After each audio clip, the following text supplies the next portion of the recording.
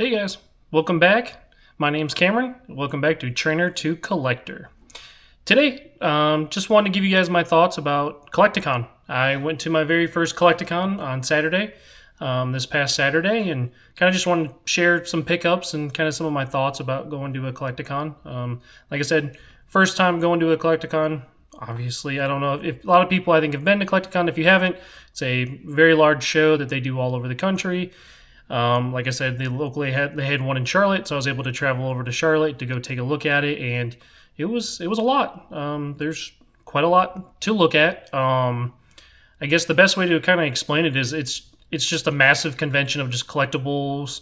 You know, anywhere from like TCG, sports cards, action figures, anything you can think of with pop culture and TCG stuff. That's kind of what to expect with it. And they also have some celebrities there for meet and greets and autographs, and they usually have somebody, it seems like, perform live. Soldier Boy was there doing some of his music.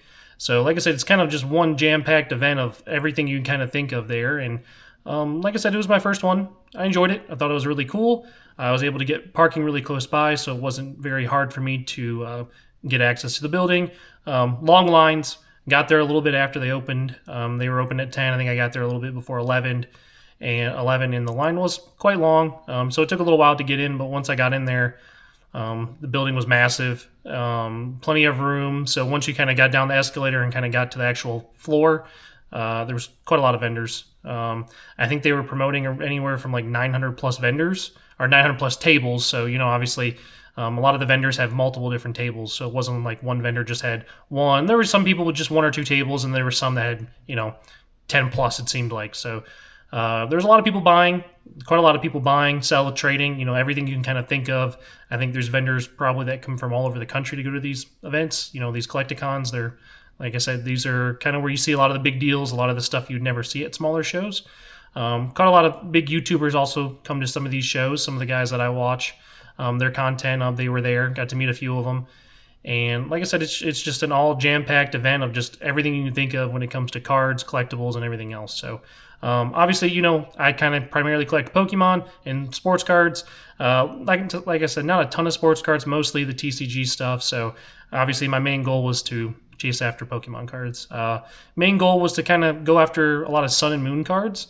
It seems like a lot of those cards are lower pop when it comes to just gradables, even though I was looking for more ungraded. And there's a lot of them out there, but not nearly as much as there are of the more recent, generations with Sword and Shield, Mega Evolution, and Scarlet and Violet. So, like I said, my main focus was Sun and Moon singles, and then maybe some vintage if I find it, and then just some other stuff, just some cool stuff to pick up. So, but like I said, I really enjoyed it.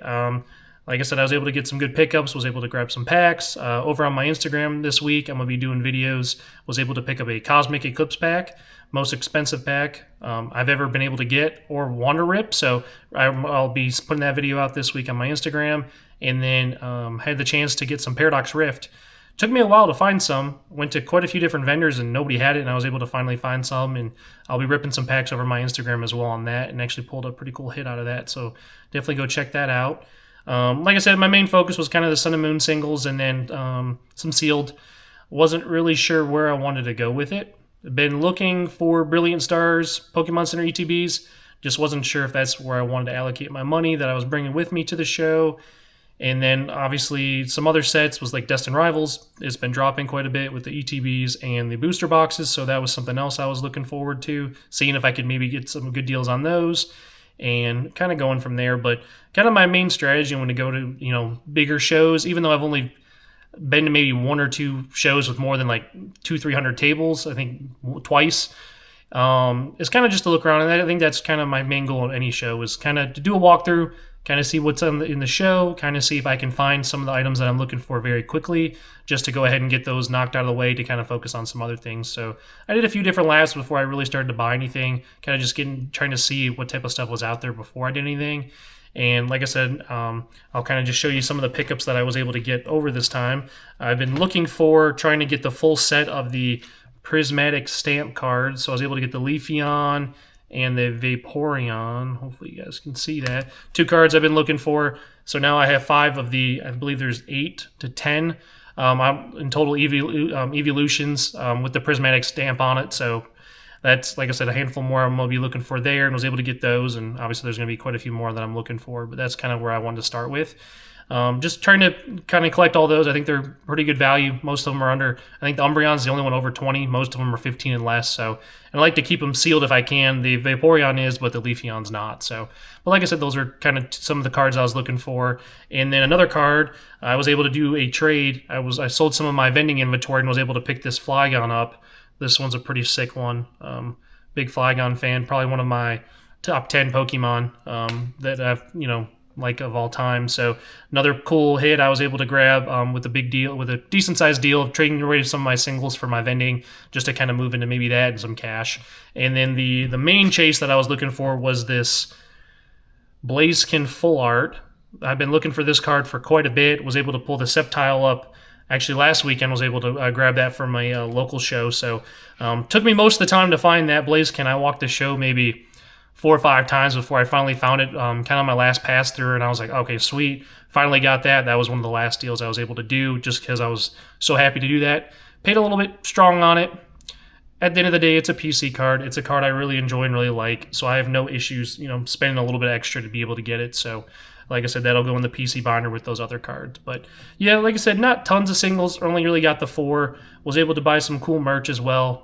Found some cool Pokemon shirts. I'll just that I can wear during vending and during videos. So you guys will be able to see those soon. And like I said, just picked up some other cool things too. Nothing really too crazy. But the big pickup of the weekend was the Destined Rivals booster box. I was able to get this. Was able to get an acrylic with it. Very happy, very excited to be able to finally have one of these. I've had some ETBs. I only have one at the moment, but like I said, I'd been seeing they've been going down, so I was like, I got to pull the trigger on it eventually. So I was like, I was able to get in the little $400 range.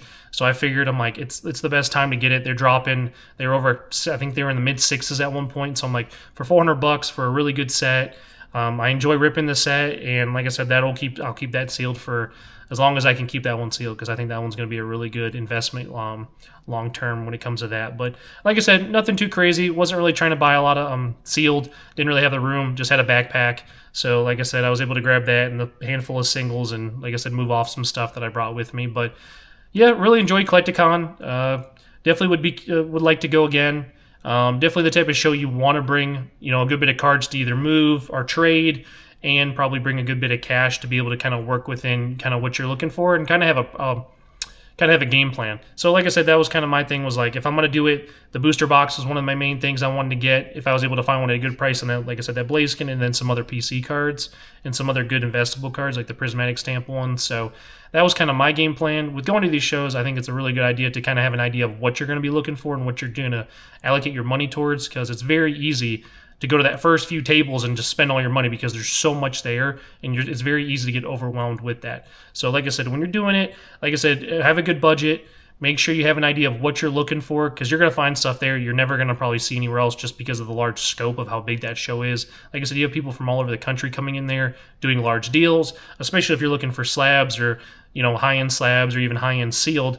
Like I said, I saw some pretty crazy things that were in there, and there's all sorts of vendors that have all sorts of different things. And then the grading companies were there too, so people were trying to do grading to get stuff going. Obviously, with these bigger cards, I can understand people would probably rather have those dropped off in person instead of sending them through the mail. So I understand that too. So, but like I said, I enjoyed it. Collecticon, Charlotte, like I said, definitely would be interested in going back next year. Definitely want to maybe bring home a little bit more of a strict budget and a little bit more of a strict idea of what I want. Like I said, I kept a very broad view and didn't spend all the money that I brought with me, which was a good thing because I wasn't planning on it. And then, like I said, wasn't able to go too crazy with the cards. But like I said, definitely having a good budget and then being very strict on what you're looking for is good. But at the same time, keep an open mind, because you're going to find things you're never going to expect anywhere else too. So, and I think the hunt of finding what you're looking for is obviously really fun as well. So, like I said, let me know if you've ever been to a Collecticon. Like I said, I know they're all over the country. In the comments, let me know your thoughts. And then, like I said, go check my Instagram out. I'll be ripping that Cosmic pack and then some Paradox Rift packs this week. So, as always, thanks for watching.